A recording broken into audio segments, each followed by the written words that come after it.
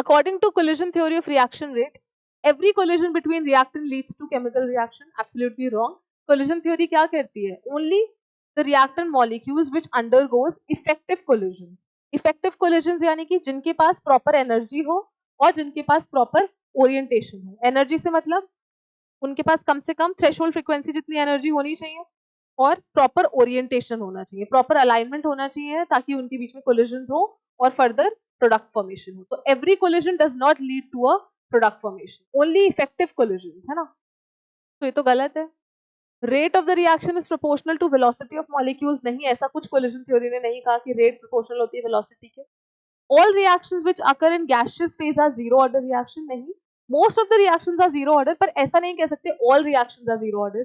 जो decomposition होता है N2O5 का NO2, those are examples of first order reaction. Although वो gaseous reactions होती हैं, पर वो किसका example है?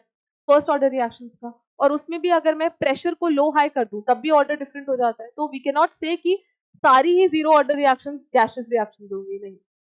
मतलब सारी ही gaseous reactions zero order होंगी, ऐसा जरूरी नहीं. Rate of the reaction is directly proportional to the collision frequency. Yes, ये correct है.